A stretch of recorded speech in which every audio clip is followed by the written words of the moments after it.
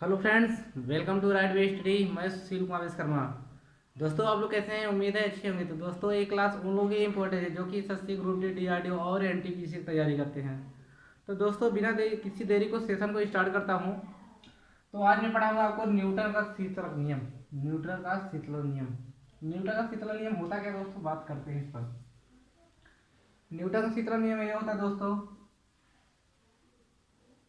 यदि समान अवस्था रहे यदि समान अवस्था रहे तो विकिरण द्वारा किसी वस्तु के ठंडे होने की दर, मान लीजिए कोई ये वस्तु है, गर्म पार्ट है, गर्म है, इसके जो ठंडे होने की दर है, इसके ठंडे होने की दर है वस्तु तथा माध्यम के तापांतर के अनुक्रमानुपाती होता है। वस्तु तथा माध्यम के तापांतर क्या होता है?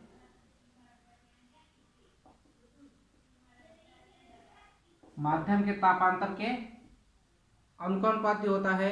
अर्थात कहने का मतलब दोस्तों यह है कि जैसे जैसे वस्तु ठंडी होगी वैसे ठंडे होने की दर क्या होगी? कम होती जाएगी। जैसे जैसे वस्तु क्या होगी? ठंडी होगी, इसके ठंडे होने की दर कम होती जाएगी। ठीक है। न्यूटन शीतलक नियम कहता है कि समान अवस्था बनाए रखने पर किसी वस्तु के ठंडे होने की दर माध्यम तथा तापांतर के क्या होता है? अनुक्रमानुपाती होता है। अर्थात कोई वस्तु ठंडा हो रही है तो उसके ठंडे होने की दर क्या होती है? धीरे धीरे कम हो जाएगी। ठीक है। ये हमारा किसका नियम? न्यूटन का शीतलक नियम। अब बात करते हैं दोस्तों आपको किरचॉफ का नियम।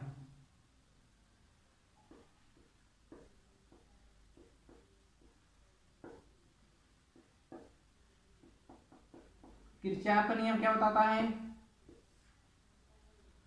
जो अच्छे अवशोषक होते हैं वो अच्छे उत्सर्जक होते हैं। क्या होते हैं? जो अच्छे अवशोषक होते हैं वो क्या होते हैं? अच्छे उत्सर्जक होते हैं। अर्थात कहने का मतलब यह है दोस्तों, मान लीजिए कोई दो वस्तु है, एक वस्तु ये है, एक वस्तु ये है। ठीक है। दो वस्तु रखा जाए, दोनों वस्तु को समान ताप पर गर्म किया जाए।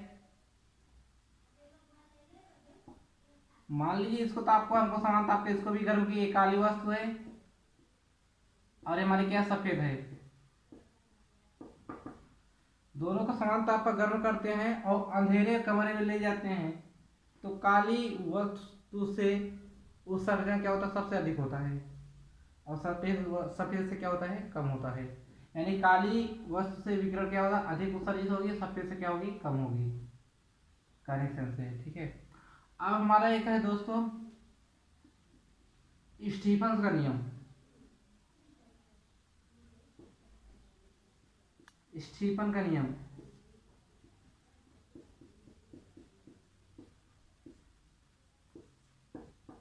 स्टीफन का नियम क्या बोलता है?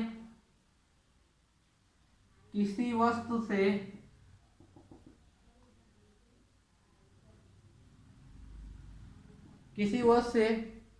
उत्सर्जन क्षमता क्या हो? ई हो। किसी वस्तु द्वारा विकिरण की उत्सर्जन क्षमता ई हो, उसके परम ताप टी के किसी वस्तु द्वारा उत्सर्जन की मात्रा जो हो ई हो, उसके क्या हो? परम ताप के चतुर्थ घात के अनुक्रमानुपाती होता है। ठीक है। किसी वस्तु से उत्सर्जन उत्सर्जित विकिरण की मात्रा क्या हो? ई हो, तो वो उस परम ताप के चतुर्थ घात के अनुक्रमानुपाती होता है। यानी किसी वस्तु द्वारा विकिरित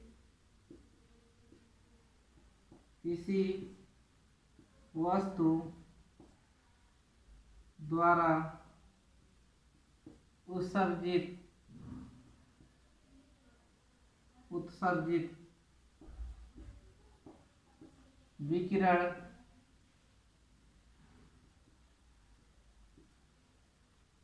विकिरण की क्षमता ई उसके परम ताप के चतुर्थ घात के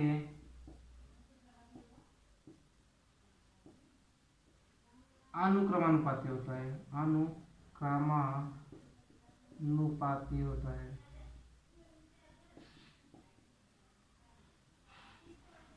ठीक है, उसके चतुर्थ क्या होता है, अनुक्रमानुपाती होता है।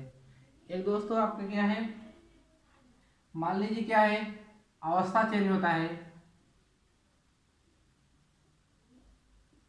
Change in state.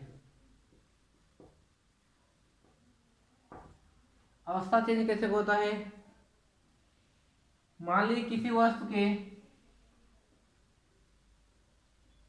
की पहली अवस्था एक है, पहली अवस्था से दूसरी अवस्था में जो परिवर्तन होता है, किसी वस्तु की पहली अवस्था से दूसरी अवस्था में जो परिवर्तन होता है उसे क्या बोलते हैं, अवस्था परिवर्तन। क्या बोलते हैं, अवस्था परिवर्तन। यानी पहली अवस्था से दूसरी अवस्था में जो परिवर्तन होता है उसे क्या कहते हैं, अवस्था परिवर्तन कहते हैं। अब बात करते हैं दोस्तों आपका गलनांक क्या होता है।